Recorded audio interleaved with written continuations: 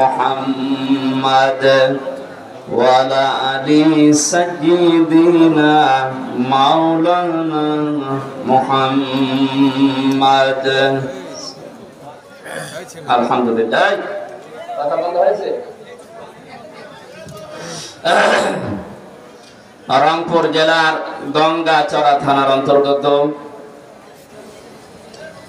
তালিমুল কোরআন হাফিজিয়া মাদ্রাসা ও এতিমখানার উদ্যোগে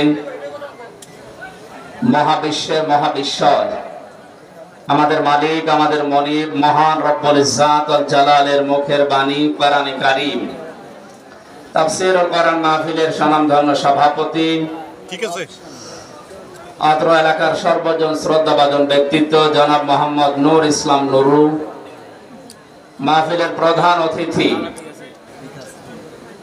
আপনাদের এলাকার কৃতি সন্তান বিশিষ্ট শিল্পপতি জনাব কে এম রিজওয়ানুল বারী রিজিয়ন দামাত বারকাতুহুমুল আলিয়া।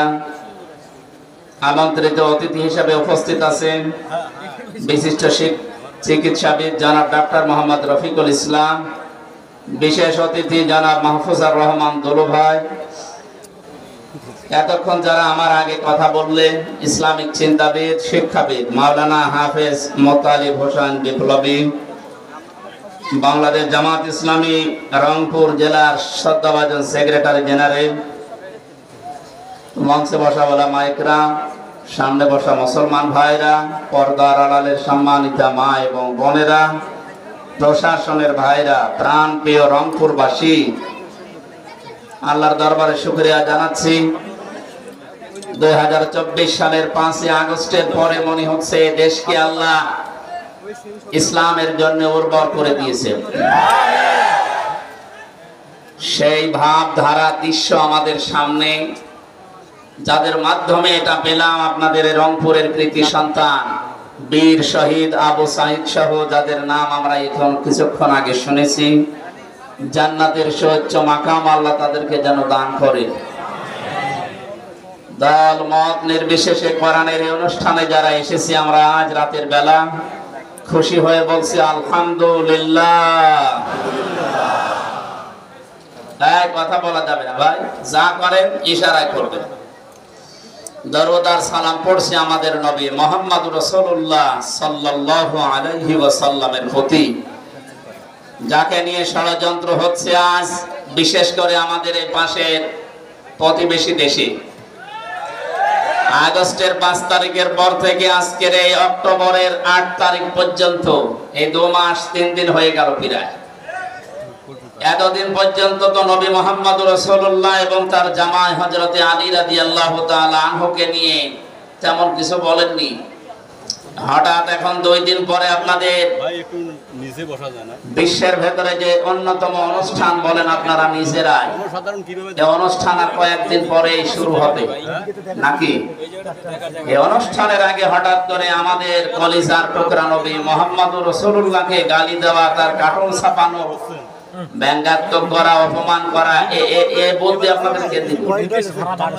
আমরা যা কালকে রাত 12:30টার সময় একটা গোপন সংবাদ এসেছে এই দেশে, কলকাতা থেকে এক সাংবাদিক অনেক মুখ ফসকে বলে ফেলেছে আমাদের এখন যে উৎসব সামনে আসতেছে শারদীয় দুর্গা পূজা, এইটাকে তারা পুঁজি করে মুসলমানদের নবীকে গালি দিয়ে মুসলমানদের কষ্টের ভেতরে ফেলে এদেরকে যেন চরমপন্থা অবলম্বন করাতে বাধ্য করে।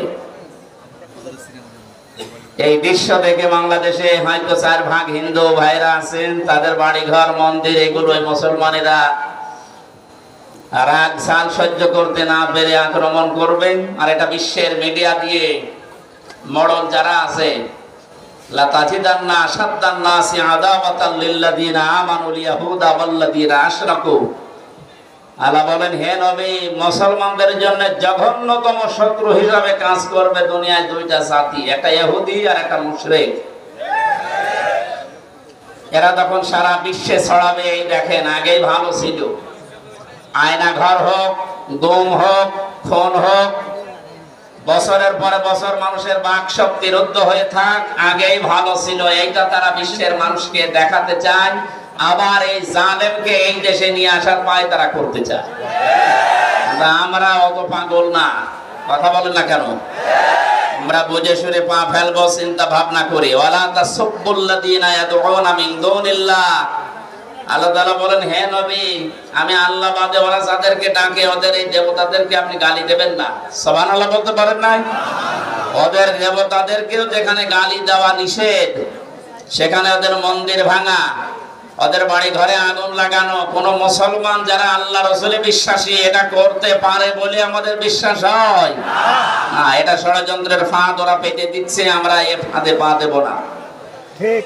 আমরা ধিক্কার জানাচ্ছি ওই সমস্ত মানুষদেরকে যারা মুহাম্মদুর রাসূলুল্লাহর মতো এইরকম মানুষকে নিয়ে গালিগালাজ করেন, তার সম্মান নিয়ে সিনেমিনি খেলে।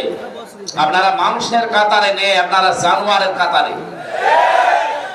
সুতরাং এই নীতিশ রান সহ যারাই নিকৃষ্ট পশুর চাইতেও খারাপ যারা, এদের জন্য আমরা এই অনুষ্ঠান থেকে ধিক্কার জানাচ্ছি, বরদোয়া করছি। হেদায়েত তো এদের কপালে নেই, কারণ নবীকে যারা কষ্ট দেয় আল্লাহ তাদের জন্য হেদায়েত কেটে দেয়। আপনি তাকান যে মানুষগুলো পৃথিবীতে বিশ্ব নবীকে কষ্ট দিয়েছিল, কপালে অধিকাংশ মানুষের হেদায়েত জটেনি। তার ভেতরে নবীর আপন চাচা আবু লাহাব এবং তার স্ত্রী উম্মে জামিল। আপনদের ভেতরে এই দুইজনের কষ্ট নবী সবচেয়ে বেশি পেয়েছিলেন। আল্লাহ রাব্বুল আলামিন আবু সেহেলের নামে কোন সূরা নাযিল করেননি, আয়াত নাযিল করেছেন। তো আবু লাহাবের নামে পুরো একটা সূরা এবং তার স্ত্রীর নাম দিয়ে। প্রশ্ন আসতে পারে, স্ত্রীর নাম উম্মে জামিল, সূরা লাহাবের ভেতরে তো উম্মে জামিল শব্দটা নেই, আছে আমরাতুহু, তার স্ত্রী। জবাব হচ্ছে, পৃথিবীতে যে সমস্ত মহিলাদের স্বামী আছে তাদের নাম আল্লাহ কোরআনে কারিমে উল্লেখ করেননি। ফেরাউনের স্ত্রী হযরতে আসিয়া, তার স্বামী ছিল, স্বামী যদিও খারাপ কিন্তু স্বামী তো ছিল, এ কারণে এই মহিলার নাম আল্লাহ কোরআনে কারিমে দেয়নি।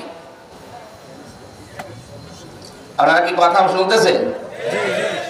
কিন্তু যে মহিলাদের স্বামী ছিল না, আপনি তাকান, তাদের নাম আল্লাহ কোরআনে উল্লেখ করেছেন। হযরতে মরিয়ম আলাইহিস সালাম স্বামী ছিল? বলেন। এখান থেকে বোঝা গেল আবু লাহাবের স্ত্রী উম্মে জামিল, তার স্বামী আছে, এইজন্য আল্লাহ তার নাম কোরআনে দেয়নি। কিন্তু আবু লাহাবের স্ত্রী যে উম্মে জামিল, এখানে আল্লাহ ইঙ্গিত দিয়েছেন এই হু দিয়ে, আমরাতুহু, এবং তার স্ত্রী, কারণ তার আগে আবু লাহাব শব্দটা আছে। আমরা বুঝলাম এই আয়াতগুলো থেকে, নবীকে কষ্ট দিলে আল্লাহ তাদেরকে হেদায়েত থেকে চিরবঞ্চিত করে দেয়। আমার কথা বুঝেছে না? বোঝেননি এখন? এখানে কথা বেশি হচ্ছে, আমার কানে যেন আওয়াজ না আসে, খুব খেয়াল করে শুনবেন। 1-1.5 ঘন্টার সময় দেওয়া যাবে না? কথা বলবেন না, বাকি যা করেন করেন, কথা বলবেন না। বসে থাকেন, দাঁড়িয়ে থাকেন, চলাফেরা করেন, বাড়ি চলে যান, যা খাবেন খান, কথা বলবেন না। আমার অনুরোধ এইটা, 1 ঘন্টা 15 মিনিট সময় নিচ্ছি, কথা বলবেন না। আমি হাত জোড় করছি, কথা বলবেন না। আবার বলছি আলহামদুলিল্লাহ। আমি আজকে দুপুর বেলা একটা আলোচনা তুলেছিলাম, কোন জায়গায় যেন, রংপুরের শহরে। দুঃখজনক হলো সত্য, ওখানে সময়টা বেশি পাওয়া যায় না, আজান দেওয়ার কারণে। নামাজ ছিল ফজর, ফরজ নামাজ, এর জন্য আমরা শেষ করে দিই। ওখানে যে তথ্যটা দেওয়ার চেষ্টা চালিয়েছিলাম ফেরাউন সম্পর্কে, ফেরাউন যখন ডুবে যাচ্ছিল, এই সময় কিন্তু বলেছিল, আন্নাহু লা ইলাহা ইল্লাল্লাযী আমানাত বিহি বানু ইসরাঈল ওয়া আনা মিনাল মুসলিমিন। 90 নম্বর আয়াত সূরা হুদের ভেতরে আছে, না ইউনূস, সূরা ইউনূসের ভেতরে আল্লাহ পাক বলেন, হযরতে মুসা আলাইহিস সালাম যখন তিনি চলে যাচ্ছিলেন এই বিশাল লোহিত সাগর পার হয়ে, পেছনে যে আক্রমণ করার জন্য ধাওয়া দিয়েছে এই ফেরাউন, যখন ডুবে যাচ্ছিল, আজকে হাদিসটা পড়ছিলাম, জিবরাইল আলাইহিস সালাম তিনি নিজে নবীজির কাছে বর্ণনা দিয়েছেন, হে রাসূল, আমি কিন্তু যখন ফেরাউন ডুবে যাচ্ছিল একেবারে নিচে চলে যায়, সাগরের আবার ভেসে ওঠে, আবার নিচে যায়, ওই সময় যখন লা ইলাহা ইল্লাল্লাযী এ পর্যন্ত পড়েছিল, ও যেন মুসা কালিমুল্লাহ, এই শব্দ বলে ফেললে আল্লাহর যে দয়া, আল্লাহর যে মায়া, এটা তো আমি জানি, আল্লাহ হয়তো ওরে মাফ করে দিতে পারে। কিন্তু ওর সারা জীবনের যে জুলুম, যে অত্যাচার, যে পাপাচার, ওদের সীমা লঙ্ঘন করেছিল, মানুষের উপর যে স্বৈরাচারী কায়দায় শাসন চালিয়েছিল, এটা আমি জিবরাইল তো দেখেছি। আমি সহ যত ফেরেশতা আছে কেউ ওর এই শাসন ক্ষমতার উপরে, সেই রাজ্যের উপরে কেউ আমরা রাজি ছিলাম না। কিন্তু আল্লাহ তাকে ছাড় দিয়েছিল। 600 বছর একাধারে রাজত্ব করেছে, কোনদিন তার জ্বর হয়নি, মাথাও ধরেনি।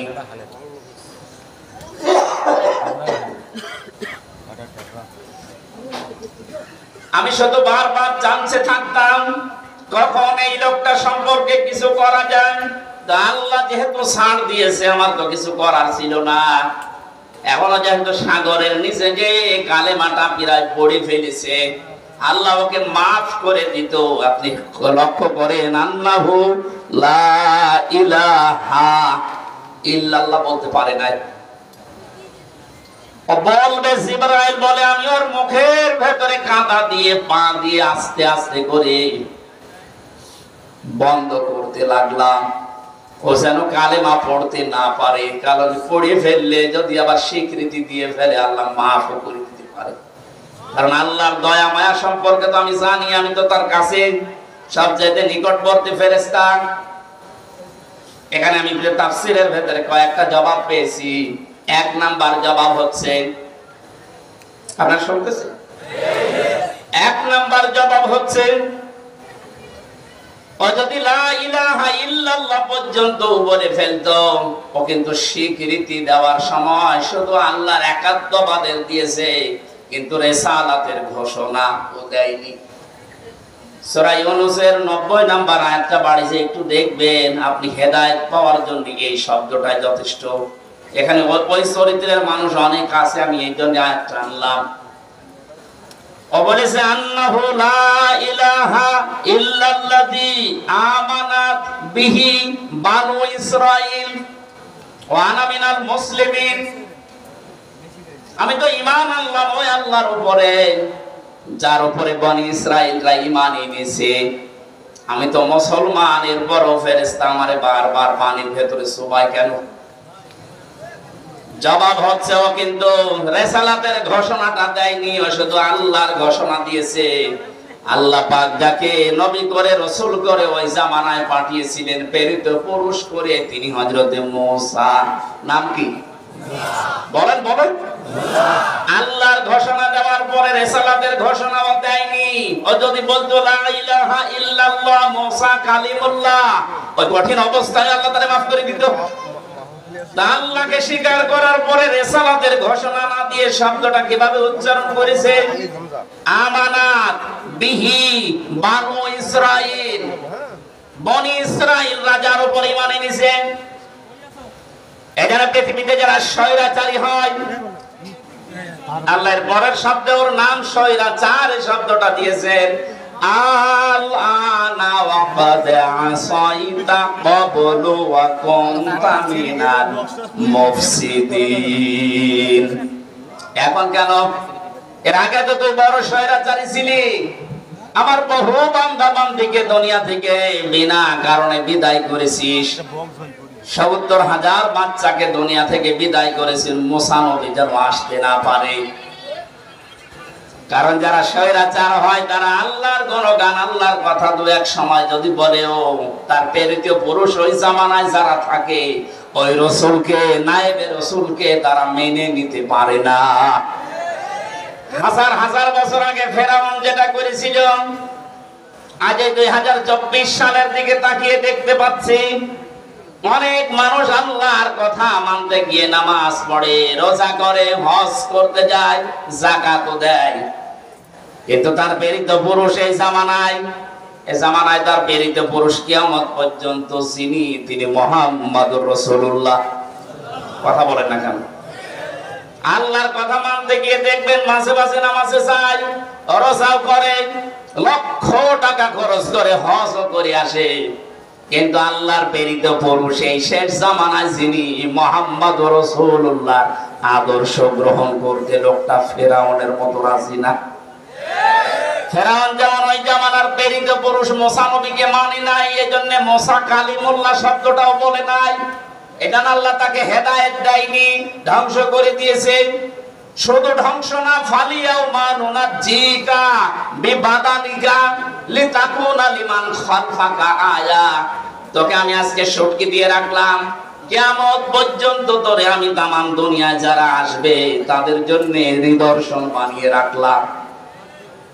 এখান থেকে শুধু শোনার জন্য শোনা, বলার জন্য বলা না। শিক্ষা হচ্ছে আজ যারা আল্লাহর কথা দু একটা মেনে নিচ্ছেন, কিন্তু আল্লাহ যাকে প্রেরিত পুরুষ করে পাঠালেন আমাদের মাঝে, তার আদর্শ মানতে গেলে শুধু রাজনীতির গন্ধ খোঁজেন। আল্লাহর কসম আপনিও ফেরাউনের মতো মরবেন। এবার একটা উদাহরণ দিচ্ছি, একটু মিলান তো। এখানে যারা আছে, বসা পায়খানায় যাওয়া লাগে না লাগে না? হ্যাঁ, কথা বলুন। নবী কি বলেন, বাম পা দিয়ে প্রবেশ করে কেউ যদি বলে আল্লাহুম্মা ইন্নী আউযু বিকা মিনাল খুবুসি ওয়াল খাবাইস, হে আল্লাহ আমি তোমার কাছে আশ্রয় চাচ্ছি, একে দুষ্ট জিন পরি যারা আছে, নারী হোক আর পুরুষ হোক, এরা যেন আমার লজ্জা স্থান দেখতে না পারে। কারণ শয়তানের যে 9টা টার্গেট দুনিয়াতে, তার 1 নাম্বার টার্গেট হচ্ছে উলঙ্গপনা, যৌনতা ছড়ানো। শয়তান সব সময় চায় লজ্জা স্থান উলঙ্গ করে রাখা, আর এগুলো মানুষকে দেখানো। সুতরাং আজ এই দেশ সহ বিশ্বে যারা নিজের গোপন অঙ্গকে মানুষের সামনে প্রদর্শন করে মজা পান, এগুলো দেখিয়ে দেখিয়ে যারা টাকা ইনকাম করে, সিনেমার মাধ্যমে, নভেল নাটকের মাধ্যমে, দেহ ব্যবসার মাধ্যমে, এইগুলো দিয়ে যারা পয়সা ইনকাম করে, বুঝতে হবে এগুলো শয়তানের একটা মিশন, টার্গেট, শয়তানের জালেরা। শয়তান জান্নাতে যাবে না জাহান্নামে? আরো জোরে বলেন, লামান তাবিআকা মিনহুম লামলান্না জাহান্নামা মিনকুম আজমাইন। আল্লাহ বলে, আমি ঘোষণা দিলাম, তোকে যারা অনুসরণ করবে, তোর ইত্তেবা করবে, তোকে তারা দেখে দেখে চলবে, তোর মিশন মতো যারা চলবে, তাদেরকে আমি তোর সাথে জাহান্নাম পরিপূর্ণ করব। সুতরাং শয়তানের যে মিশন, কোন নারী কোন পুরুষ যেন এই কাজে আমরা না যাই। বিশ্বনবী মুহাম্মদুর রাসূলুল্লাহ এত লজ্জাশীল ছিলেন, ফেরেশতা পর্যন্ত তাকে লজ্জা পেত। আর আমরা তার উম্মত হয়ে আজ নিজেদের যত কিছু আছে দেখানো চাই, যা চাই না সব আরো উন্মুক্ত করার চেষ্টায় আছে। এটা সমকামিতা আজ প্রমোট করছেন যারা। আপনি কি চাচ্ছেন বলেন তো? আল্লাহর পুরো সিস্টেমকে আপনি উল্টাতে চান। উপদেষ্টা মণ্ডলীতে যারা আছে তাদের 2 জন নাকি এটা চাচ্ছে যে দেশে সমকামিতা যেন কায়েম হয়। এই দেশটা যারা স্বাধীন করে দিয়ে গেল 71 এবং 2024-এ, কোন মুক্তিযোদ্ধা 71-এর 24-এর কোন মুক্তিযোদ্ধাকে আপনি এই খবর দিতে পারবেন যে আমরা সমকামিতা প্রতিষ্ঠার জন্য আপনারা জীবন দিয়েছেন? কেউ বলবে না আমরা এটা চাই না। এটা পুরা বিরোধী আল্লাহর। আল্লাহ সব চাইতে বেশি রাগান্বিত হয়ে যায় তখন যখন কেউ তার সৃষ্টিকে পুরা পাল্টিয়ে ফেলে। সূরা নিসার ভেতরে আল্লাহ আয়াত দিয়েছেন, কোন সৃষ্টি যদি তার নিজের আকৃতি পাল্টিয়ে ফেলে, তাকে মেরে ফেললেও কোনো গুনাহ নেই। অথচ আজ আপনি কি করে প্রমোট করতে পারলেন যে নারী নারীতে বিয়ে, পুরুষে পুরুষে বিয়ে? বলেন নাউজুবিল্লাহ। ছাত্র জনতা মিলে ওখানে আপনাদেরকে যেমন বসাতে পেরেছে, আল্লাহর বিরুদ্ধে, রাসূলের বিরুদ্ধে অবস্থান নিয়ে নামাতেও পারবে। এই জন্য আমরা একটু সাবধান বানিয়ে দিলাম, যদি জ্ঞানী হয়ে থাকে এটা যেন ঢোকে মাথায়। তাইলে এটা যাওয়ার সময় কথাটা বলার পরে আপনি প্রবেশ করে 8-10 মিনিট কাজ করলেন, বের হওয়ার সময় বললেন আল্লাহ গুফরানাক, আলহামদুলিল্লাহিল্লাযী আযহাবা আন্নিল আযা ওয়া আফানি। প্রশংসা আদায় করছে আল্লাহ, যিনি আমার পেট থেকে গন্ধ জিনিস বের করে আমাকে শান্তি, স্বস্তি, নিরাপত্তা, একটা ভালো বিষয় আমাকে দিলেন। আনন্দের বিষয়, যতক্ষণ এটা পেটের ভেতরে ছিল ততক্ষণ কষ্টে ছিলেন, এটা বের হওয়ার পরে আফানি, একটা নিরাপত্তা পেলেন, একটা স্বস্তি পেলেন, একটা শান্তি পাচ্ছেন। এটা দিচ্ছে কে? বলেন বলেন। যতই চেষ্টা করেন বের করতে পারবেন না। আল্লাহ দয়া করে বের করে দিয়েছে, এই জন্য প্রশংসা আদায় করলেন। আমি এই যে 2-3 মিনিট বক বক করছি কেন বলেন তো? একটা বিষয় নিয়ে আসার জন্য। কোন দিকে তাকিয়ে আছেন খেয়াল করেন। এই যে 8-10 মিনিট আপনি টয়লেটে কাটালেন, পায়খানায় কাটালেন, নবীজির সুন্নাত অনুযায়ী যেহেতু কাজটা হয়েছে, 10 মিনিট ইবাদত। এক দুইজন এটা যে ইবাদত, আপনার বিশ্বাস হচ্ছে না? এই কথা বলে না কেন? এটা ইবাদত না। কেউ বলেন তো যে না, কেউ বলতে পারবে? ঢুকছে নবীর সুন্নাত অনুযায়ী এই কাজটা করে আবার বেরিয়ে আসলেন। পুরো 8-10 মিনিট ইবাদত, পুরো 8-10 মিনিট কি? কারণ এই সুন্নাতটা কার? রাসূলের। কার? আরো জোরে বলেন। রাসূলের তরিকা বাদ দিয়ে যদি এই কাজ করতেন, বাম পা দিয়ে প্রবেশ করেননি, দোয়াও পড়েননি, কাজ করে চলে আসলেন, ডান পা দিয়ে বেরও হননি, গোফরানাকাও বলেননি, এই 8-10 মিনিট না আধা ঘন্টা বসে থাকলো, ইবাদত হবে? কি বুঝলেন? এই 10 মিনিট আধা ঘন্টায় যদি আপনার ইবাদত না হয়, কারণ তরিকাটা রাসূলের ছিল না, এই জন্য কাজ একই কিন্তু ইবাদত। আরো জোরে বলেন। এটা বাংলাদেশ সহ বিশ্বে যত মুসলমান আছে সবাই বিশ্বাস করে এক বাক্যে, আগেরটা রাসূলের তরিকায় ছিল, ওটা 8-10 মিনিট না, এক ঘন্টা কেউ যদি টয়লেটে বসে থাকে, পুরা 1 ঘন্টা ইবাদত। এবার একটা আওয়াজ তুমি দিলে মনে হয় বিশ্বাস হচ্ছে। 1 ঘন্টা না 10 ঘন্টাও বসে থাকলে পুরাটা কি ইবাদত? কারণ আমি তরিকা কার? রাসূলের। আরো জোরে বলেন কার? এইটা যদি ইবাদত বিশ্বাস করেন, বিশ্ব নবী কোরআন দিয়ে 10 বছর তো রাষ্ট্র চালিয়েছিল, এটা ইবাদত না? আরো জোরে বলুন। এইটা শুনলে কেউ যদি বলে না এটা দুনিয়ার কাজ, রাজনীতি, তাহলে আগেরটা কি? আজকে থেকে টয়লেটে যাবেন না। আপনি যদি বলেন যে রাসূল 10 বছর কোরআন দিয়ে রাষ্ট্র চালিয়েছে, এইটা রাজনীতি, আরে 10 মিনিট টয়লেট করা এইটা ইবাদত, তো ওটাও রাসূলের কাজ, এটাও রাসূলের কাজ। এক কথা বলে না কেন? আগেরটা যদি কেউ রাজনীতি মনে না করে, পরেরটা রাজনীতি মনে করলে ওর ইমানের সমস্যা হবে। এবার কত দূর গেল আপনি ভাবেন। ফেরাউনকে আল্লাহ হেদায়েত দেয়নি, তার অন্যতম কারণ আল্লাহকে মানার চেষ্টা করেছিল বিপদে পড়ে, কিন্তু রিসালাতের ঘোষণা দেয়নি। আজও এই দেশে বহু মানুষ এমন পাওয়া যাচ্ছে, লোক দেখানোর জন্য হোক আর সে যেভাবেই হোক, আল্লাহর বিধান 2-1টা দেখি মানে, কিন্তু রাসূলের তরিকার কথা বলতে গেলে ওর কাছে রাজনীতি মনে হয়। এই কথা বলেন।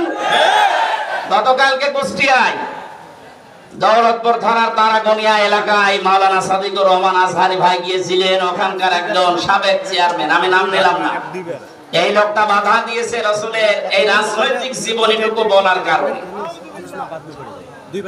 উনি পরিচয় দিচ্ছে উনি নাকি জাতীয়তাবাদী দলের চেয়ারম্যান ছিলেন, সাবেক।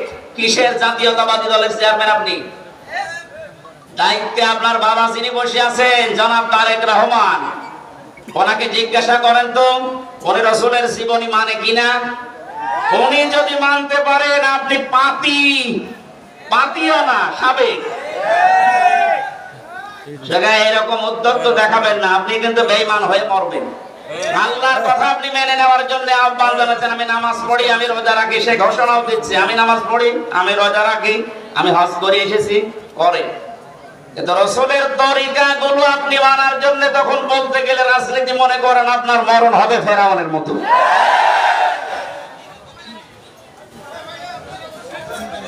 ওই লোকটাকে ক্ষমা চাওয়ার জন্য বলছি, যদি না চাই, ওই লোকটা যদি মারা যায় কুষ্টিয়ার মানুষের জন্য, কুষ্টিয়ার জেলা বিএনপির যিনি এখন সভাপতি বড় ভাই কুতুবুল করিম এবং সেক্রেটারি ইঞ্জিনিয়ার জাকির ভাইকে বলবো ইমিডিয়েটলি ওকে দল থেকে বহিষ্কার করে দিন।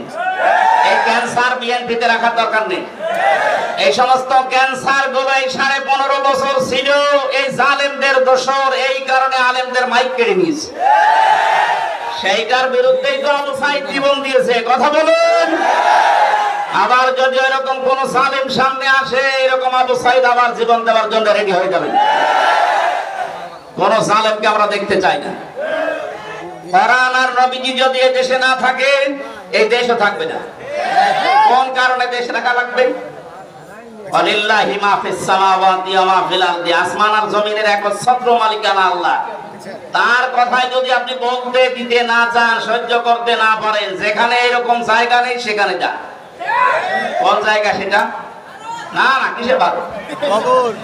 ইয়া মাশারাল জিন্নি ওয়াল ইনসি ইন ইসতাতাতুম আন তানফুযু মিন আকতারিস সামাওয়াতি ওয়াল আরদ ফানফুযু লা তানফুযুনা ইল্লা বিসুলতান। আল্লাহ বলেন, হে পৃথিবীর জিন আর মানুষেরা, আমার বিধান যদি ভালো না লাগে, আমার আসমানের নিচ থেকে জমিনের উপর থেকে বেরিয়ে যা। কোথায় যাবি? জায়গা নাই, কোন জায়গা নেই। যেখানে যাবে ওইটা কার? আল্লাহ। সুতরাং আপনার মতো মানুষের জমিনের উপরে, আসমানের নিচে আর আমরা রাখবো না, দিয়ে দেব মাটির নিচে। আশা করছি এটা দিয়ে সারা পৃথিবীর যত জালেম আছে, বিশেষ করে বাংলাদেশে, কোন জালেম যেন আলেমদের সাথে, নবীর ওয়ারিসদের সাথে বিয়াদবি করার সাহস না দেখায়। এরপরেও যদি দেখান, আমি ঘোষণা দিয়ে দিলাম, জায়গায় উত্তম মাধ্যম দিয়ে দু একটা জিনিস ভেঙে দেবে। জান, কালামানিকের যেমন বিসি উড়ে গেছে, ওরও দু একটা বিসি ফেলে দেবে, ও যেন সংসার করতে না পারে। এমনি বাকি জালেমগুলো ঠিক হয়ে যাবে। আমার কথার অর্থ যদি না বোঝেন, আমি আবার রিপিট করছি, আল্লাহকে মানি, আল্লাহর বিধান আপনি মানেন, কিন্তু রাসূলুল্লাহর 63 বছর আপনি রাজনীতি মনে করে এড়িয়ে চলতে চান, আপনার মরণ হবে ফেরাউনের মতো। আমার শেষ। এবার আমরা তেলাওয়াত কি আয়াতে যাচ্ছি। যারা গালি দিয়েছিলেন ভারতে, তাদেরকে শুনলাম গ্রেফতার করেছে। শুধু গ্রেফতার না, বাংলাদেশে যদি এরকম কিছু করে কেউ, আমরা সরাসরি তার ফাঁসি চাই। এখানে কোনো কম্প্রোমাইজ নেই, কোনো ছাড় নেই। রাসূলুল্লাহকে গালি দিলে, অপমান করলে একই ফতোয়া, ওকে মেরে ফেলা লাগবে। এটার পক্ষে আপনারা নেই।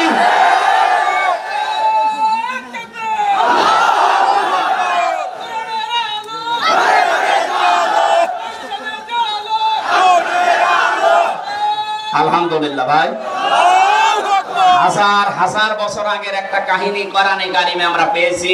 ওই কাহিনীটা এখন 2024 সালের 5 আগস্টের সাথে আমি লাইন বাই লাইন মিলাবো, চেষ্টা করব। আল্লাহ যেন মিলানোর তৌফিক এবং আপনাদের বোঝার তৌফিক দান করেন, বলেন আমিন। সূরা হুদ থেকে 36 একটা মাত্র আয়াত পড়েছি। 123টা আয়াত আছে এই সূরাতে। 11 নাম্বার সূরা কোরআনে কারীমের 10টা রুকু আছে। মাত্র একটা আয়াত পড়লাম, এখান থেকে আরম্ভ করছি তাফসীর আকারে। এখানে লিখে দিয়েছে তাফসীরুল কোরআন মাহফিল। সেই শব্দের দিকে তাকিয়ে আমরা চেষ্টা চালাচ্ছি ইনশাআল্লাহ। জবান খুলে এবার পড়েন, আউযু বিল্লাহি মিনাশ শাইতানির রাজীম, বিসমিল্লাহির রহমানির রহিম। ওয়া উহিয়া ইলা নূহিন আন্নাহু লা ইউমিনা মিন কওমিকা ইল্লা মান قد آمن فلا تبتئس بما كانوا يفعلون।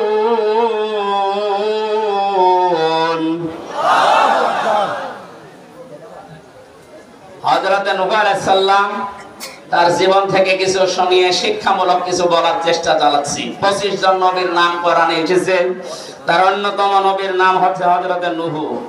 নবীর এই নবীর নাম কি? নূহ আলাইহিস সালাম। এই আপনারা গল্প করছেন? এদিকে আছেন তো? একজন নবীর নাম আমরা আলোচনা করছি 25 জনের ভেতরে। একজনের নাম কি বললাম বলেন তো? নূহ আলাইহিস সালাম। 950 বছর তিনি দুনিয়ায় দাওয়াতি কাজ করেছিলেন।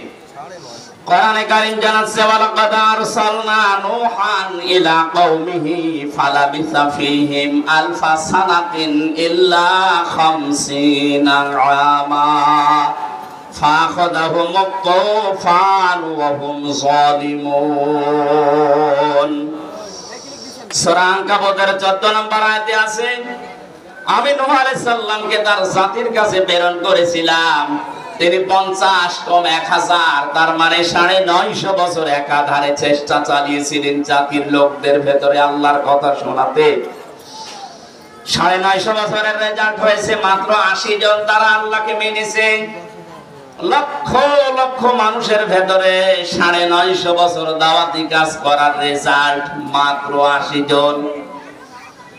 শুধু এই মানুষগুলো দাওয়াত গ্রহণ না করে যদি ছাড় দিয়ে দিত যে আমরা মানি না আপনাকে, শেষ, এতটুকু করে নাই। আল্লাহ পাক বলেন নূহ যখনই দাওয়াত দিয়েছে এই মানুষগুলো দাওয়াত শুধু মানে নাই, না মানার পরে যেন কষ্ট দেওয়া যায়, দাওয়াত বন্ধ করা যায়, এই রাস্তাগুলো তারা অবলম্বন করেছে। 1000 বছর আগে এই আয়াতটা নাযিল হয়েছে কোরআনে। আমার তো মনে হচ্ছে এখনই এই বাংলাদেশ দেখে আল্লাহ নাযিল করলো।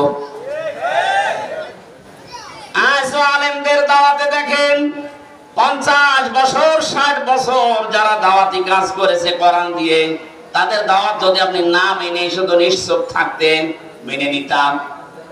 শুধু নিশ্চুপ থাকেননি, কি করে সেটা বন্ধ করা যায় 144 ধারা পর্যন্ত জারি করেছেন। আপনার ভেতরে আর ওই জামানার কাফেরদের ভেতরে পার্থক্য শুধু নামের। কথা বলে না কেন? তাদের নাম ছিল কাফেরদের, আর আপনার নামের আগে শুধু মুহাম্মদ আছে। তাহলে কাফেরদের আচরণ বুঝলাম, এই শুধু শোনে না এতটুকু না, ওটা যেন বন্ধ করা যায় কি করে সেই চেষ্টা যারা চালায়। হযরত নূহ আলাইহিস সালামের জামানায় এই মানুষগুলো এত ঔদ্ধত্য প্রকাশ করেছিল, সীমা লঙ্ঘন এমন পর্যায়ে গেছে, শেষ পর্যন্ত বলেছে যে দাওয়াত দাও, যে কথা বলে ওই কথাটা দেখাও। কি?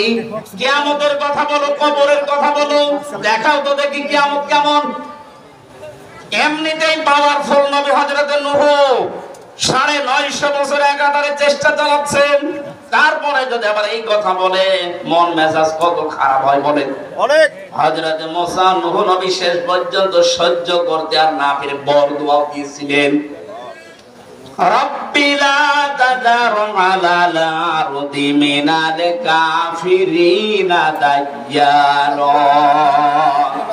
হযরত নূহ বলেছিলেন রব্বুল আলামিন এই কাফেরদের একটা আন্ডা বাচ্চা পর্যন্ত, এদের একটা ঘর বাড়ি পর্যন্ত জমিনে অবশিষ্ট না থাকে।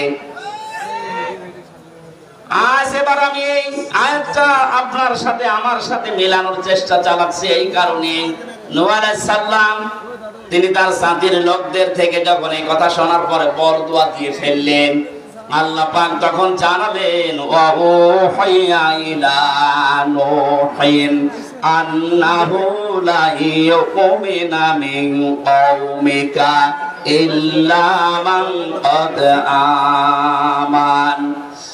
আমি নূহর প্রতি ওহী করলাম, আমি নূহর প্রতি ওহী নাযিল করে এটা জানিয়ে দিলাম, নূহ মন খারাপ করার দরকার নেই, বরদোয়া দেওয়ার দরকার নেই। যে 80 জন ইসলাম গ্রহণ করেছে, আমাকে মেনে নিয়েছে, 80 জনের বাইরে আর কেউ ঈমান আনবে না। প্রশ্ন আসতে পারে ঈমান নিয়ে আসার জন্য, ঈমান গ্রহণ করার জন্য তো আল্লাহ নবীদেরকে পাঠান, আর আল্লাহ নিজে লান শব্দ দিয়ে জানিয়ে দিলেন যে এরা আর ঈমান আনবে না। আল্লাহকে ঈমান না আনার পক্ষে লান শব্দ দিয়েছেন আল্লাহ এই কারণে, যারা আলেম আছে আমরা দেখেছি লাং ব্যবহার করা হয় মোজারের আগে, বাংলা অর্থ দাঁড়ায় কখনো হবে না, কখনো ঈমান আনবে না, লা ইউমিনা। নূহ আলাইহিস সালামকে আল্লাহ ওহী দেওয়ার পরে তার মনটা আরো খারাপ হয়ে গেল, যে আমার 950 বছরের ফসল মাত্র 80 জন। এরপরে আল্লাহ জানিয়ে দিলেন আর একটা মানুষ ঈমান গ্রহণ করবে না। সুতরাং ফালা তাবতাইস, আপনি মন খারাপ করবেন না, বিমা কানু ইয়াফআলুন, ওরা যে কাজগুলো করে বেড়াচ্ছে। নূহ আলাইহিস সালাম এভাবে আছেন। আল্লাহ রাব্বুল আলামিন তার ওই যে বরদোয়ার কারণে তাকে এবার ওহী নাযিল করে সে একটা সুসংবাদ দিলেন, ওয়াসানাইল ফুলকা বিআয়ুনিনা ওয়া ওয়াহিনা ওয়ালা তুখাতিবনি ফিল্লাযিনা যালামু। এটা কঠিন বাস্তবতা চলছে, আপনি একটু নিজের সাথে বাস্তব মিলান তো। 2 বছর 5 বছর 10 বছর আমি 11 বছর এই ময়দানে কাজ করছি, তার ভেতরে তো 3 বছর চলে গেল, 8 বছর থেকে 9 বছর হবে। 8-9 বছরে আমি প্রায় 250-এর উপরে মানুষ মুসলমান বানিয়েছি, তাই আমার এখনো মন ধরে না। আর তিনি নবী 950 বছর, মাত্র 80 জন। এরপরে আল্লাহ বলছেন লাই হুকুমে না, আর কেউ মানবে না। আর অটোমেটিক মন খারাপ হয়ে যাওয়ার কথা না। আল্লাহ রাব্বুল আলামিন এবার তাকে জানালেন, নূহ এতদিন যা হয়েছে হয়েছে আমি তো দেখলাম, এক কাজ করো তুমি আমার তত্ত্বাবধানে, আমি আল্লাহর নির্দেশ মতো কিস্তি তৈরি করো, নৌকা তৈরি করো। হযরত নূহ আলাইহিস সালাম নৌকা বানিয়েছিলেন। আমি ঘটনা শোনাচ্ছি না, এখান থেকে কয়েকটা শিক্ষা নিয়ে আসবো। নূহ নবী নৌকা শুরু করলেন ওই জামানায়, যে জামানায় চারিদিকে শুধু মরুভূমি, পাথর, পাহাড় আর বালি, পানির সংকট দেখা দিয়েছে। এমনিতেই হযরত নূহ যখন নৌকা আরম্ভ করলেন, জাতির যারা সবচাইতে বড় নেতা গোছের মানুষ যারা ওই নৌকার পাশ দিয়ে যখন সকাল বিকাল যাওয়া আসা করে, এই মানুষগুলো তখন ঠাট্টা বিদ্রুপের ছলে নূহ আলাইহিস সালামকে তারা পাগল পর্যন্ত বলা আরম্ভ করেছিল। কোরআনে কারিমে আল্লাহ ঘটনা শোনাচ্ছেন একটা কারণে, একটু মেলাবে আব্দুল ভাই। ওয়া কুল্লামা মাররা আলাইহি মালাউম মিন কওমিহি সাখিরু মিন ক্বালা ইন তাসখারু মিন্না ফা ইন্না নাসখারু মিনকুম কামা তাসখারুন। বলেন আল্লাহু আকবার। অনুবাদ শোনার আগে আমি আল্লাহু আকবার বললাম কেন? হযরত নূহ আলাইহিস সালাম হাজার হাজার বছর আগে চারিদিকে মরুভূমি, পাহাড়, পাথর আর বালির ভেতরে যখন আল্লাহর নির্দেশ মতো তিনি নৌকা বানাচ্ছিলেন, ওই জামানার সবচাইতে বড় বড় যারা নেতা, যে মালাউন শব্দটা আল্লাহ এখানে দিয়েছেন, মালাউন মানে নেতা গোছের লোক, এই মানুষগুলো তারা ঠাট্টা বিদ্রুপ করা আরম্ভ করেছে। ডাক দিয়ে বলেছে, এখন পানির আকাল চলছে, পানির অভাব চলছে, আর এর ভেতরে তুমি নৌকা তৈরি করো।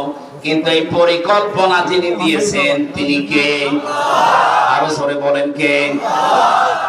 এই পৃথিবীর ময়দানে এবার আপনি মিলান 2024 সালের জুলাই এবং আগস্টের 5 তারিখের আগ পর্যন্ত এদেশে যারা জালেম ছিল, বড় বড় যারা নেতা ছিল, ছাত্রদের এই আন্দোলনকে তারা হাসি তামাশা ঠাট্টা বিদ্রোহ করে উড়িয়ে দিয়েছিল। একজন প্রভাবশালী মন্ত্রী আব্দুর রাজ্জাক বলেছিল, শাপলা চত্বরের কথা মনে নেই, 12টার পরে সব সাফ করে দিয়েছি, মনে করেছিল আবার ওই রকমই কিছু করবে। আর কি দেখবে? ওবায়দুল কাদের সাহেব বলেছিলেন, আমাদের এই আন্দোলনের জন্য ছাত্রলীগই যথেষ্ট। যা যা করেছিল কোরআনে কারীম আমার মনে হচ্ছে 1500 বছর আগে না, 5 তারিখে আল্লাহ নাযিল করেছেন, আওয়ালাম তাকুনু আকসামতুম মিন ক্বাবলু মালাকুম মিন সাওয়াল। আল্লাহ পাক বলেন, হে নবী ওদের দিকে লক্ষ্য করেন, ওরা কি কথা বলতো না যে আমাদের কোনো রয় নেই, ক্ষয় নেই, আমাদের টার্গেট 41 সাল, এই কথা বলতো না? আমাদের কোনো লয় নেই, ক্ষয় নেই, আমাদের কোনো শেষ নেই, এই মনে করে চালাচ্ছিল। কিন্তু হঠাৎ করে আমার আল্লাহ এমন পরিকল্পনা দিয়েছেন,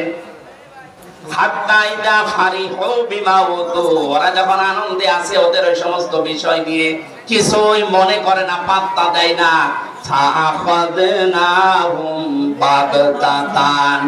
আমি আল্লাহ হঠাৎ করে তাদেরকে এমন ধরা ধরেছি,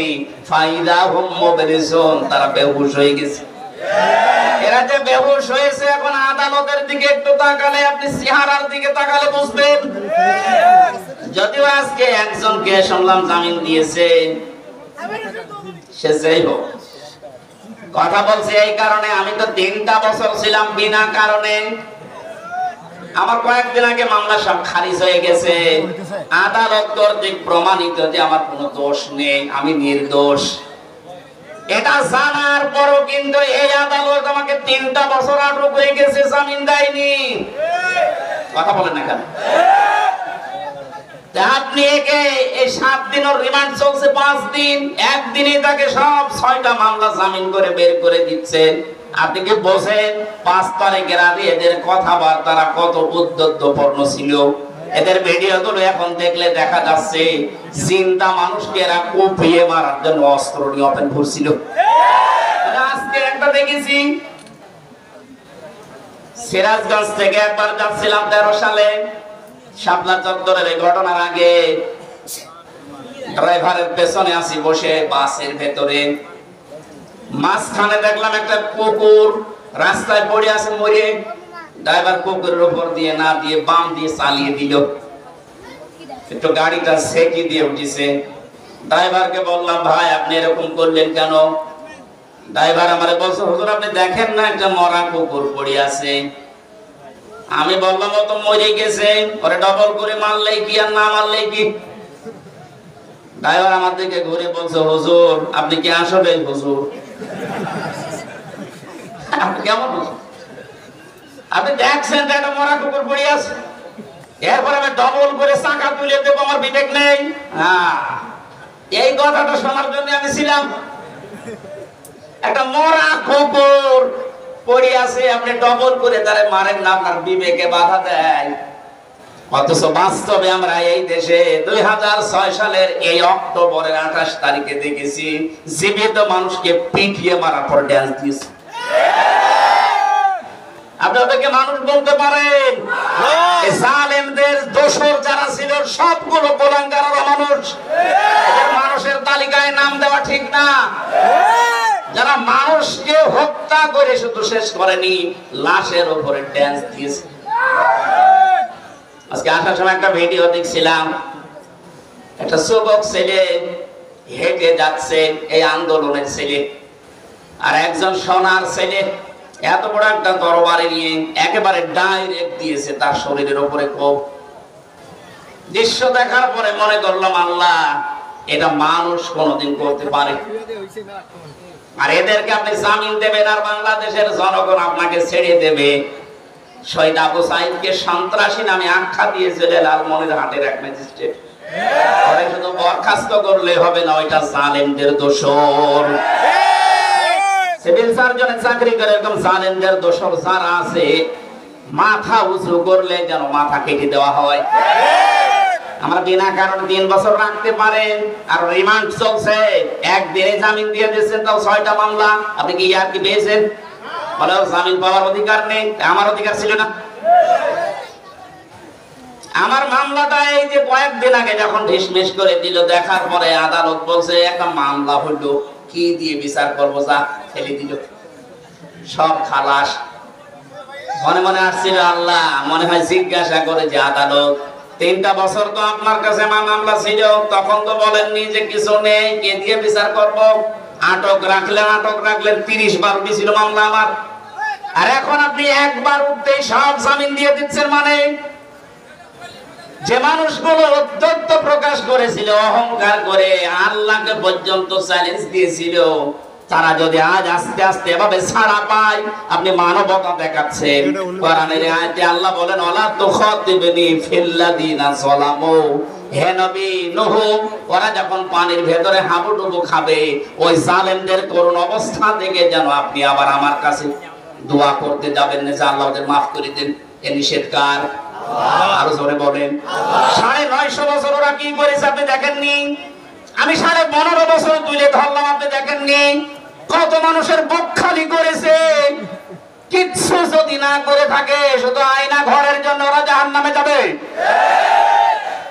চিন্তা করতে পারেন, 8 বছর 10 বছর একটা জীবিত মানুষ মাটির নিচে। আমি তো মাত্র 10 দিন ছিলাম, আর ওরা কাটিয়েছে ব্যারিস্টার আরমান আর আমার আজমি 8 বছর 10 বছর মাটির নিচে। মাত্র 3.5 হাত জায়গা, এদিকে 2.5 হাত, এদিকে 3.5 হাত, কোন আলো বাতাস নেই, চোখ বান্ধা, পায়ের ভেতর দিয়ে হাত লাগিয়ে সামনে যে ব্যারিকেড দেওয়া আছে লোহার রড, ওর সাথে লিগে হাত লাগিয়ে দেয়। আমার সাথে মুফতি ফখরুল ইসলাম জেলখানায় ছিল, বলতো মাঝে মাঝে, হামজা ভাই জীবনে আল্লাহ পাক মাঝে মাঝে ওই বছরগুলোতে বলতাম, আল্লাহ তুমি আমাকে যদি একটু শোয়ার ব্যবস্থা করে দিতে। আপনি বলেন তো বাস্তবতা কোথায় নিয়ে গিয়েছে তারা? আমি পৃথিবীর ইতিহাসে এরকম শাস্তি দেওয়ার কথা পড়িত নাই, শুনিও নাই, যে মানুষকে এইভাবে করে 8 বছর 10 বছর রাখা যায়। 3টা বছর জেলে থেকে আমার 14টা রোগ হয়ে গেছে। অথচ যেই লোকটা ব্যারিস্টার আরমান বের হওয়ার পরে সংবাদ সম্মেলন করে জানাচ্ছে এটা যে 24 সাল, উনি জানেই না কখন রাত হয়েছে কখন দিন হয়েছে, তার মনে নেই। খাবার যা দিত ছোলা পচা, এরপরে মাখানো খাবার মনে হয় কেউ মাখিয়ে রেখে গেছে, ওই খাবার পচা দুর্গন্ধ, খেলে খান না খেলে মরে যান। আমরা মাঝে মাঝে রিমান্ডে বলতো, হুজুর এই যে বিশাল নালা দেখতে পাচ্ছেন, এই নালা দিয়ে বহু মানুষকে কারেন্টের শর্ট দিয়ে আমরা এই পুকুরের ভেতরে ফেলেছি। এই কঠিন ভয়ঙ্কর দৃশ্যগুলো সামনে আসে, আপনি এরপরও জালেমদের পক্ষে সাফাই গান, যা পা ঘাবড়াবেন না।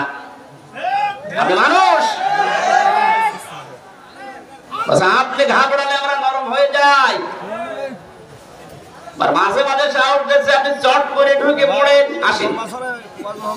আপনি চট করে ঢোকা দরকার নেই, এই দেশের জনগণ আপনাকে নিয়ে আসবে। যা করেছেন এই 15.5 বছরে, ওই 6 সালের 28 অক্টোবর থেকে শুরু করে 24-এর 5 আগস্ট পর্যন্ত প্রত্যেকটা হত্যার হুকুমদাতা হিসাবে আপনার বিচার করা দরকার।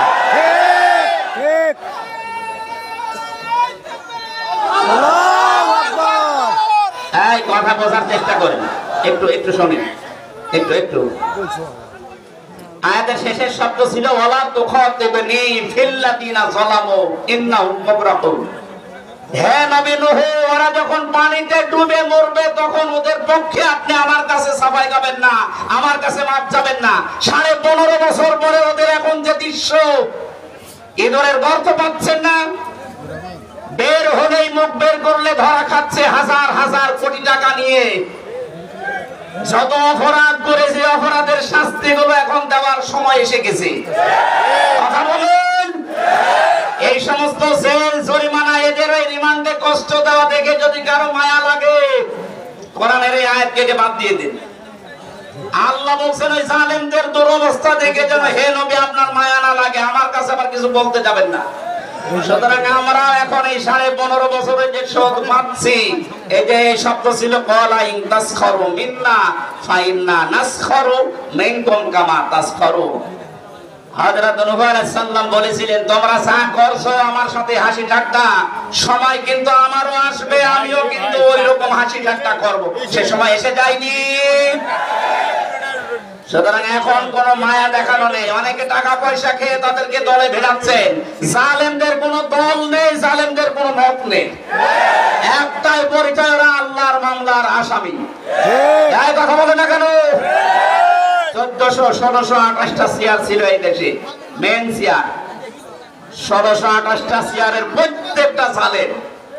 এই জালেমদের পক্ষে আজ অনেকে দেখছে সাফাই গাচ্ছে, বলছে এখান থেকে বদলি করে অমুক জেলায় দিয়ে দাও। কিন আমি একটা মানুষ, আমাকে এখান থেকে বদলি করে কুষ্টিয়ায় দিলে মানুষ পাল্টাবে? যে জালেম সে জালেমই তো থাকবে। সুতরাং আমরা জালেমদের এই বদলি চাই না, ওদেরকে অপসারণ চাই চেয়ার থেকে জীবনের মতো নামিয়ে। কোন জালেমের দরকার নেই। বৈষম্য বিরোধী ছাত্র আন্দোলনে যারা জীবন দিয়েছে, ওদের উদ্দেশ্যে যে 9টা সামনে দেখেন সংস্কার চেয়েছিল, ওরা বৈষম্য বিরোধী, বৈষম্য দূর করার জন্য ওরা চেষ্টা চালিয়েছিল।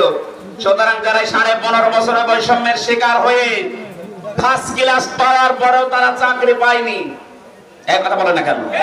শুধু কোটায় সব খেয়েছে।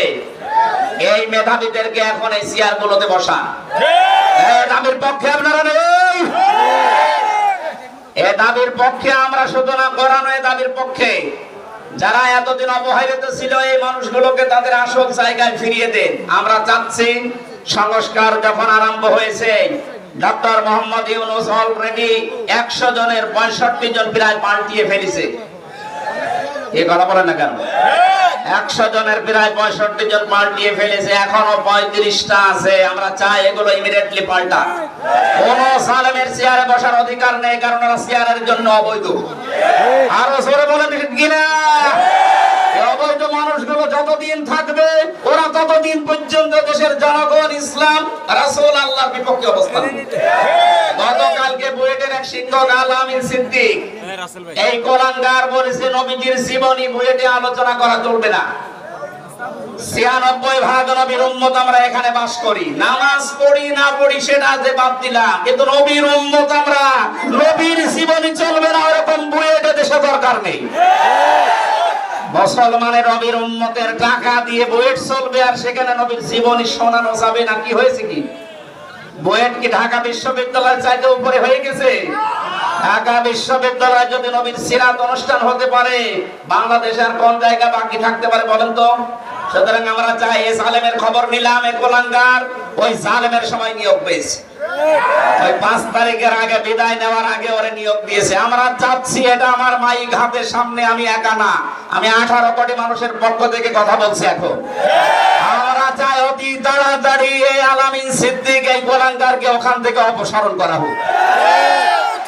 একটারে করেন, সামনে কোন জালেম আর মাথা তুলতে পারবে না। আর এটা ছাড় দেন, আবার বের হবে আরেক জালেম। আমি আহ্বান জানাচ্ছি আরএফএল এবং প্রাণ কোম্পানির যারা দায়িত্বে আছেন, অনেকেই কিন্তু এখন মুসলমানদের ছেলেমেয়েরা বলছে আমাদের নামাজ পড়ার সময় দেয় না। এই দেশে নামাজ পড়ার জন্য মাত্র 10-12 মিনিট 15 মিনিট সময় লাগে। এই সময়টা যে প্রতিষ্ঠান দিতে চায় না, এরকম প্রতিষ্ঠান বন্ধ করে দেওয়া দরকার।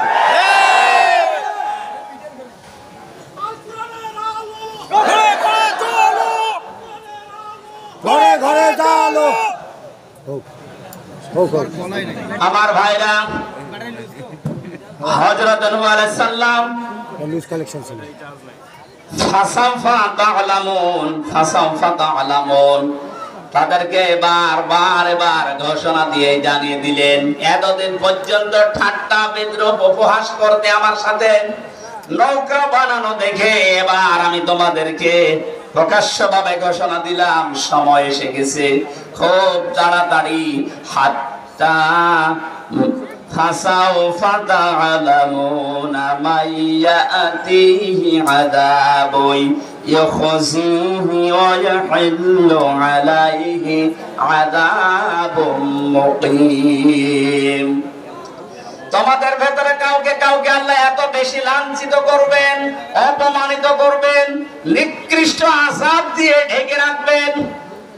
আগস্টের 5 তারিখের পর থেকে 2 মাস 3 দিনে আমার অনেক কিছু দেখা শেষ হয়ে গেছে। তার অন্যতম হচ্ছে এই কালামানিক আলেমদের বিরুদ্ধে যত অবস্থান নিয়েছিল, বিশেষ করে কোরআনের পাখির বিরুদ্ধে, মাওলানা দেলাওয়ার হোসেন সাইদিকে ওনাকে ফাঁসি দিতে পেরে জীবনের সবচাইতে বড় কাজ করেছে।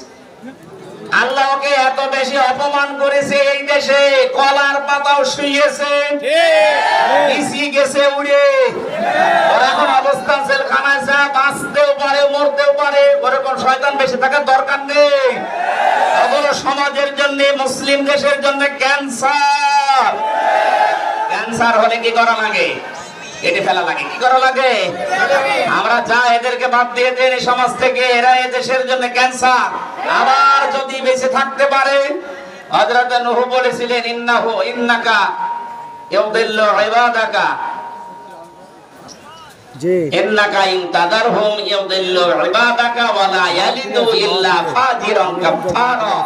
হে আল্লাহ, এদের একটা আন্দা বাচ্চা পর্যন্ত যেন না বাঁচে, যেটা বাঁচবে ওটা হবে আরেক কোলাঙ্গার। সুতরাং যে মানুষগুলো আলেমদের বিপক্ষে সারা জীবন অবস্থান নিয়ে কাটিয়েছে, ওর পক্ষ থেকে দুনিয়া যেটা আসবে ওইটা হবে ওর সাথে খারাপ। সুতরাং আমরা চাই না এদেশে নবী বিরোধী, আল্লাহ বিরোধী, রাসূল বিরোধী, আলেম বিরোধী লোক থাক। কথা বলে না কেন? আমরা চাই ক্যান্সার গুলো বিদায় নিয়ে খুব তাড়াতাড়ি আমরা যেন এই দেশে আল্লাহর বিধান নির্বিঘ্নে মানতে পারি। বলেন আমিন। নূহ আলাইহিস সালাম এই যে ঠাট্টা বিদ্রূপ দেখার পরে তিনি জাতির যে এই নেতা গোছের লোকদেরকে বলেছিলেন, হাত্তা ইযা জা আমরুনা ওয়া ফারাতান নূর ফাসলুক ফিহা قل نحمل فيها من কুল্লিন যাওজাইনি ইসনাইন ইলা আখিরি আয়াত। যখন আল্লাহর বিধান বা আল্লাহর আদেশ এসে গেল, আল্লাহ পাক নূহ আলাইহিস সালামকে বললেন, এতদিন পর্যন্ত ঠাট্টা বিদ্রুপের সর্বশেষ চূড়ায় পৌঁছে গেছে। তোমাকে যাওয়া আসার সময় শুধুমাত্র উল্টাপাল্টা কথা জানিয়েছে। এখন আমি আল্লাহ তোমাকে যে আদেশ দিয়েছিলাম যে নৌকা তৈরি করো আমার বিধান মতো, আমার তত্ত্বাবধানে, নৌকা যে 3 তলা বিশিষ্ট 3 শ্রেণীর জিনিসকে আমি এই নৌকায় উঠাবো। 3 শ্রেণীর মানুষের জন্য, 3 শ্রেণীর বিষয়ের জন্য নৌকা তৈরি করা শেষ। ওরা যখন ঠাট্টা বিদ্রুপে মত্ত আছে, তখন আল্লাহ দুনিয়া আকাশের যে যত রকমের বৃষ্টি দেওয়ার জায়গা, পানি ওঠার জায়গা সব খুলে দিলেন। এই যে তান্নুর শব্দের শাব্দিক অর্থ হচ্ছে সোলার ভেতর থেকে আল্লাহ পানি তুলে দিলেন। ওই দেশে যত মানুষ রান্না করে খেত, রান্নাঘরের এই সোলার মাঝখান থেকে যখন পানি ওঠা আরম্ভ হয়েছে, সোলা থেকে আগুন বের হয়। কি বের হয়? সোলা থেকে যখন এর বিপরীত পানি বের হওয়া আরম্ভ হয়েছে, উপর থেকে পানি, নিচ থেকে পানির ফোয়ারা উঠতে উঠতে সারা পৃথিবী পানি পানি পানি হয়ে যাচ্ছে। হযরত নূহ আলাইহিস সালামকে আল্লাহ বললেন, তুমি এবার ওঠো, বহন করো প্রথম নম্বরে জোড়ায় জোড়ায় এই পৃথিবীর যে তোমার আয়াতের ভেতরে যারা আছে, জোড়া জোড়া যারা আছে, এই জোড়াদেরকে নিচতলায় দিয়ে দাও। পশু পাখি জীবজন্তু জানোয়ার জোড়া জোড়া তুলতে থাকো। 2 নম্বরে ওয়াহালাকা, তোমার পরিবারস্থ লোকদেরকে তোলো। একটু খেয়াল করেন, তোমার পরিবারস্থ লোক যারা আছে তাদেরকে তুমি এই নৌকায় আশ্রয় দাও, তুলে নাও। কিন্তু তোমার সন্তান ইয়াউম বা কিনা, 2টা নামই আছে তাফসীরে, ইয়াউম আছে, কেনানো আছে। এই সন্তান এবং তোমার স্ত্রী যে গোপনে ওই জালেমদের দোসর ছিল, স্ত্রী এবং সন্তানকে নৌকায় তোলা যাবে না। তার মানে বোঝা যাচ্ছে নৌকা, নূহ নবীর নৌকায় কোন জালেমকে, সে যদি নিজের আপন সন্তান হয়, নিজের স্ত্রী হয়, তাকে নৌকায় ঠাঁই দেওয়া যাবে না। আরো জোরে বলেন। 15.5 বছরের দৃশ্য পুরাটা উল্টা। নৌকায় তুলে সে শুধু জালেমদের দেখে দেখে, কথা বলে না কেন? আপনি তাকিয়ে দেখেন তো কোনটা ভালো বলেন, আর একটা দেখান যে এইটা না, এটা ভালো ছিল। যেটা ভালো মনে করতাম, দরবেশ 36,000 কোটি টাকা ইনকাম করেছে। এটা চেহারা দেখে, দাড়ি দেখে, টুপি দেখে সব সাদা, ওর মাথা থেকে শুরু করে নিচ পর্যন্ত সব সাদা। এত বড় দরবেশ যদি এত টাকা মারিং কাটিং করে, আর ওর যে চরিত্র এখন বের হচ্ছে, শয়তানও নিচে নামে না। কথা বলে না কেন? দরবেশই যদি এই হয়, বাকি চাকরি করেছে আল্লাহ জানে। এত বড় দরবেশ এই জালেমকে নৌকায় তুলে নিয়েছিলেন আপনি। 36,000 কোটি টাকা মারিং কাটিং করেছে এই দেশে। আমি আপনাদের গ্যারান্টি দিচ্ছি, এদেশে যারা ইসলাম কায়েম করতে চায়, একামতের দিন, এদের হাতে আপনি 5টা 10টা বছর তুলে দেন, 15 বছর লাগবে না। 36,000 কোটি না, 36 পয়সা যদি চুরি হয়, আমি গ্যারান্টি দিচ্ছি 36,000 কোটি না, 36 কোটি না, 36 টাকা না, 36 পয়সা হবে না ইনশাআল্লাহ। এদের চরিত্রগুলো সব পরীক্ষিত। এর আগে পরীক্ষা পেয়েছেন না? যাকে আপনি ফাঁসি দিয়ে দুনিয়া থেকে বিদায় দিলেন, তাকে তো মন্ত্রণালয় চালাতে দিয়েছিলেন। মন্ত্রণালয়ের দায়িত্ব পালন করার পরে টাকা ফেরত দেয়, এটা পৃথিবীর ইতিহাসে এই প্রথম। এই জন্য তো গ্যারান্টি দিলাম 36,000 কোটি টাকা মারিং কাটিং না, 36 পয়সাও চুরি হবে না। 5 থেকে 10 বছর একটু হাতে দিয়ে দেখেন। খালি উল্টা বলছে না না, মানে আপনি কি করলেন 15.5 বছর? কাকে তুলেছিলেন? সবগুলো জালেম আর জালেমদের, বাকিটা নড়ায় বললাম। 3 নম্বরে কাদেরকে তুলেছিলেন? ইল্লামান আমানা, যারা ঈমান এনেছে, ওই যে 80 জন, ওই 80 জনকে আপনি তুলে নেন 3 তলায়। তার মানে এখানে বোঝাতে চায় আল্লাহ, নূহ নবীর যে নৌকা ছিল, এই যে জালেম পালিয়েছে, ও জালেম মাঝে মাঝে বলতো যে এই নৌকা নূহ নবীর নৌকার মতো। আপনি যদি এই নৌকাকে নূহ নবীর নৌকার সাথে তুলনা করেন, আল্লাহ নূহ নবীর নৌকাতে জালেমদেরকে তুলতে নিষেধ করেছিলেন, আপনি পুরাটা উল্টিয়ে শুধু জালেম দিয়ে নৌকা পরিপূর্ণ করেছেন। এই কারণে তো নৌকা ডুবে গেছে। দুই নাম্বারকে ইমানদার ছাড়া কোন বেঈমান যেন নৌকায় না ওঠে, সেটা নিজের ছেলে হোক আর বউ হোক। এখানে 80 জনের বাইরে নূহ নবী একটা লোক কেউ নেননি। সুবহানাল্লাহ বলতে পারেননি? টাকারা যাদেরকে নিয়েছিলেন, একটা মানুষের ভেতরে ঈমান আছে? ঈমান যে নেই তার প্রমাণিত এই দরবেশ। কারণ চুরি করলে তার ঈমান থাকে না। এই কথা বলো না কেন? চুরি করলে ঈমান থাকে? শুধু চুরি না, কবিরা গুনাহ যেগুলো আছে, কোন মানুষ যদি জেনে শুনে কবিরা গুনাহ কোনো কিছু লিপ্ত হয়, জেনা করা যাবে না। জেনা করা কবিরা গুনাহ না? বলেন না কেন? মানুষ যখন জেনে শুনে জেনা করতে শুরু করে তখন তার থেকে ঈমান দূর হয়ে যায়। যখন আবার ওই কাজ শেষ করে তওবা করে ফিরে আসে তখন তার ভেতরে ঈমান আসে। আর আপনি যা চুরি করেছেন, জেনে শুনে চুরি করে শেষ করে দিয়েছেন, মারিং কাটিং করার রাস্তাই ছিলেন আপনি। যত টাকা পাচার করেছেন চুরি করে, এই টাকা তো এখনো ফেরত আসেনি, তার মানে ঈমানও আপনার কাছে এখনো আসেনি। কথা বলেন না কেন? যতক্ষণ আপনি অপরাধে থাকবেন ততক্ষণ ঈমান ফিরে আসবে না। যতক্ষণ অপরাধ থেকে ফিরে থাকবেন, তওবা করে ফেরত আসবেন, তখন ঈমান ফেরত আসবে। তার মানে টাকা যতদিন পর্যন্ত পাচার হওয়া টাকা এদেশে ফেরত না আসবে, ওদের একটারও ঈমান নেই। আর ঈমান না থাকলে জানাজা নেই, কবর নেই। এগুলো বেঈমান, বেঈমানের যেখানে জায়গা ওই জায়গায় দিয়ে দিন। একটু কড়া হয়ে গেল না, নাকি যে কড়া হয়েছে, নরম হয়ে গেছে।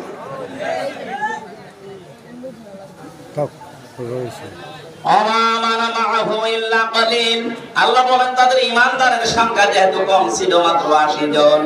এই 80 জন আর ওই আহার পরিবারের কয়েকজন তার সন্তান স্ত্রী বাদ দিয়ে বাকি পশু পাখি আর জীবজন্তু দিয়ে 3 তলা লঞ্চ তিনি পরিপূর্ণ করবেন বলে মনস্থ করলেন। সাদের লোকেরা এত নিকৃষ্ট আচরণ নূহ আলাইহিস সালামের সাথে করেছিলেন। হাদিসটা রিওয়ায়াতটা একটু দুর্বল, আমি শিক্ষার জন্য বলছি। হযরতে নূহ আলাইহিস সালাম যে নৌকা বানিয়েছিল, জাতির যারা নেতা গোছের লোক, ওরা শুধু ঠাট্টা বিদ্রুপ করে শেষ করেনি।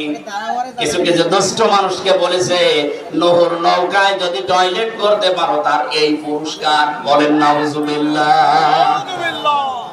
টয়লেট করতে করতে একেবারে পরিপূর্ণ করে ফেলেছে।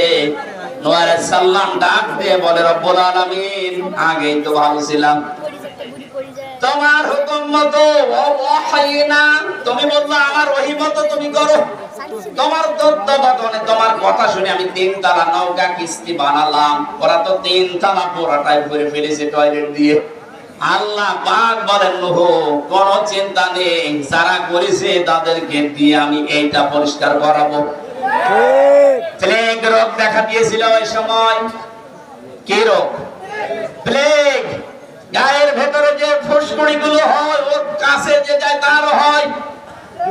কি করা যায়? এই রোগ তো ভালো হয় না। কত ডাক্তার কবিরা সব ফেল হয়ে যাচ্ছে। এক বুড়ি নাকি চিন্তা করেছিল, কত কিছু তো জীবনে করলাম, নূহর নৌকায় তো কোনোদিন টয়লেট করতে পারলাম না। ও বুড়ি একা একা গিয়ে পা পিছলে গিয়েছে পড়ে ভেতরে। কষ্ট করে ওঠার পরে দেখছে যুবক হয়ে গেছে। আমি আগে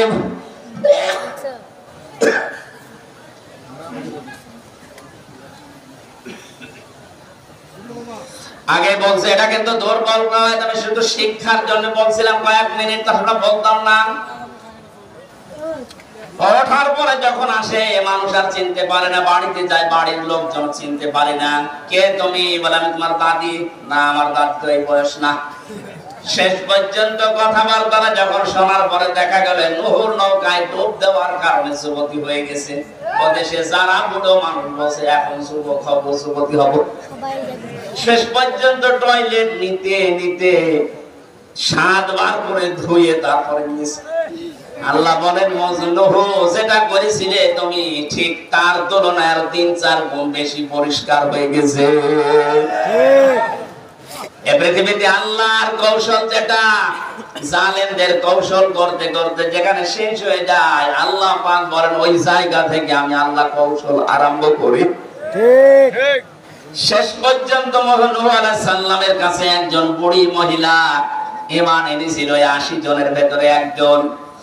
এটাও দুর্বল রায়ত আমি শিক্ষার জন্য বলছি, আল্লাহর উপরে তাওয়াক্কুল ভরসা থাকলে আল্লাহ যে কিভাবে তাকে বাঁচায়।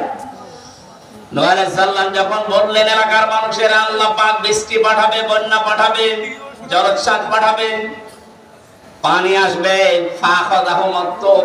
তুফান আসবে, তোমরা সব সতর্ক হও। যারা ঠাট্টা বিদ্রুপ গলে উড়িয়েছে এই বুড়ি কিন্তু ঈমান আনার পরে ডাক দিয়েছিল, নূহ শুনেছি তোমার আল্লাহ নাকি গজব পাঠাবে, আল্লাহ যদি গজব পাঠায় তাহলে আমারে নিতে কিন্তু তুমি ভুল করো না তোমার ওই নৌকায়। নূহ আলাইহিস সালাম 3 স্তরে সাজাতে সাজাতে ওনার আর বুড়ির কথা মনে নেই। একাধারে 40 দিন চলছিল ওইটা, 40 দিন একাধারে চলছে এই নৌকা।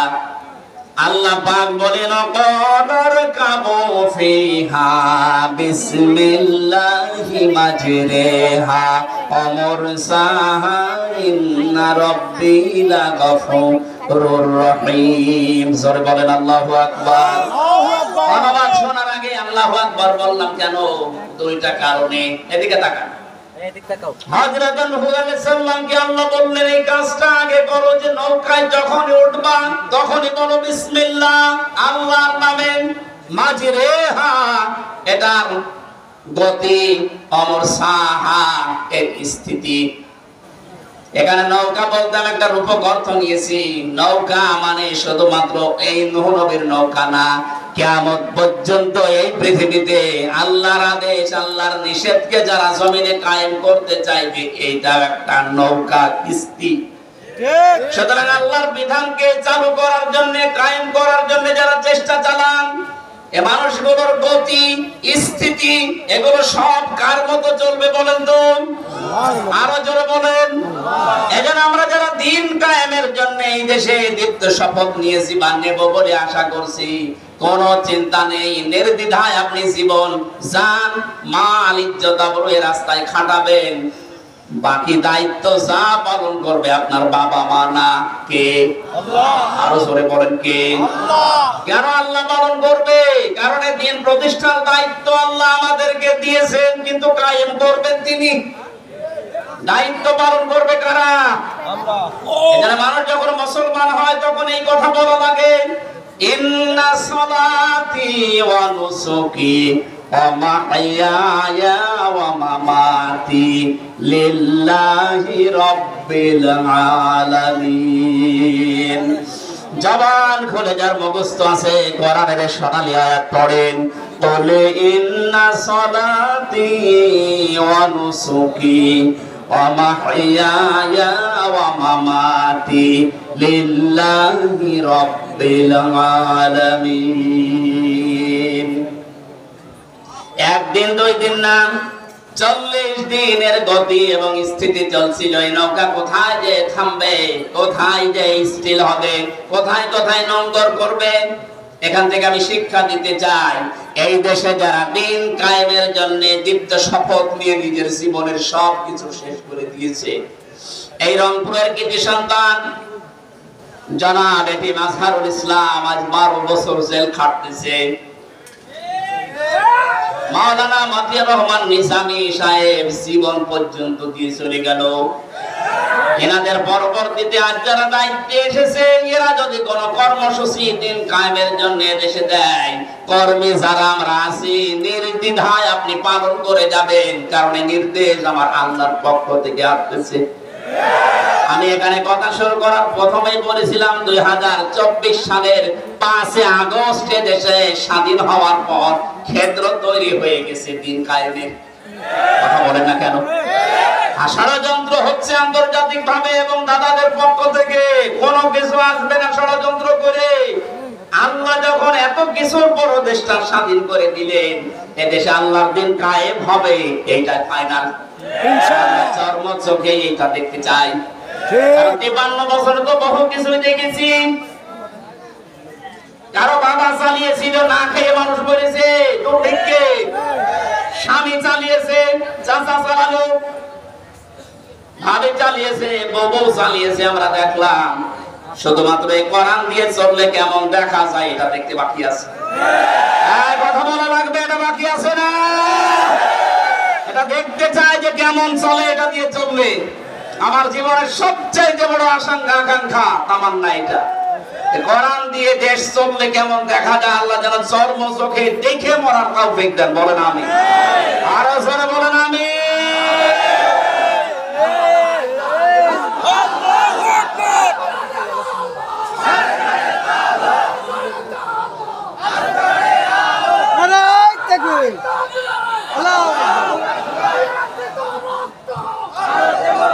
এবার শেষ কথা বলছি, শোনেন।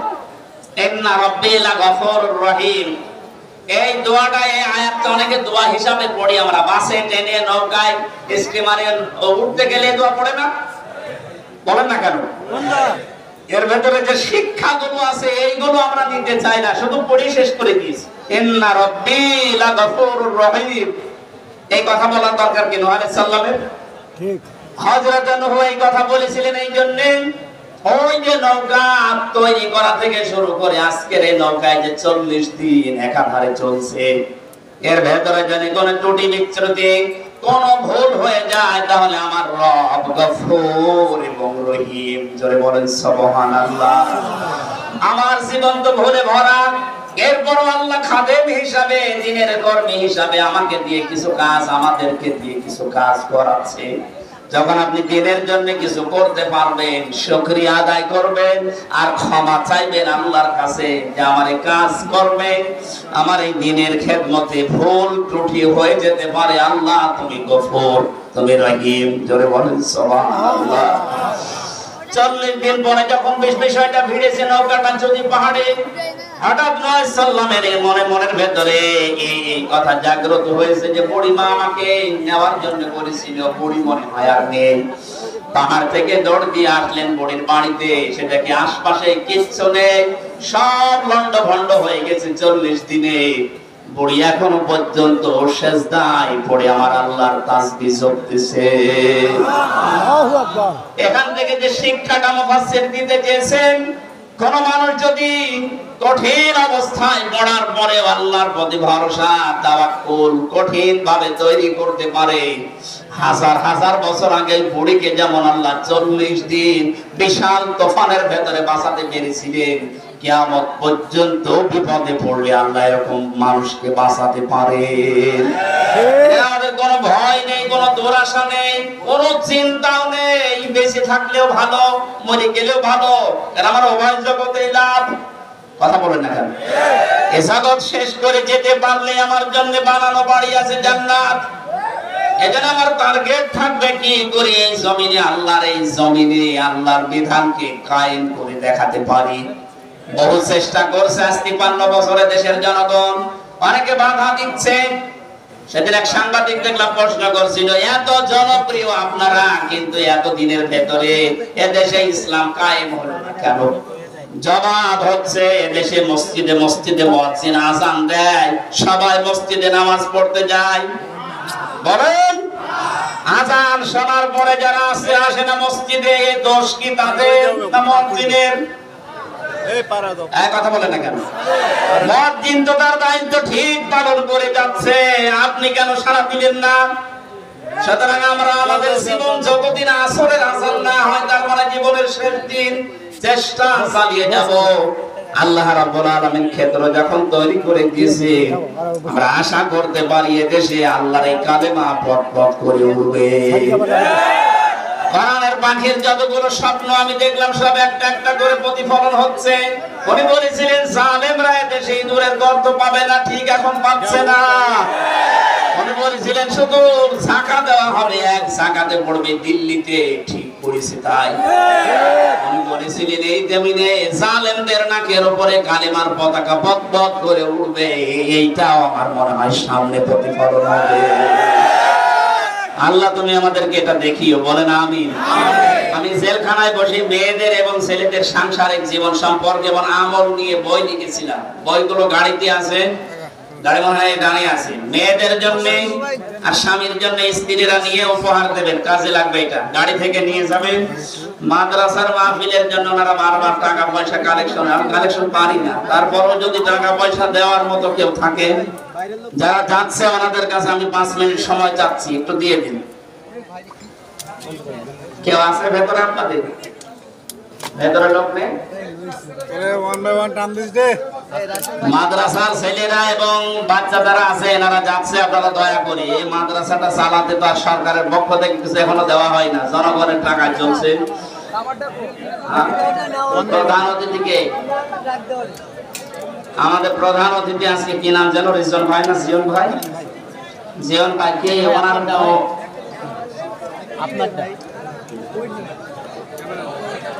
আপনাদের মসজিদ উনি ভাঙবে, আপনার কাছ থেকে কিছু শুনতে চাই ওনারা, একটু বলেন দেখি যদি বলতে চান বা বলতে পারেন একটু বলেন, তো তৃপ্তি পাক।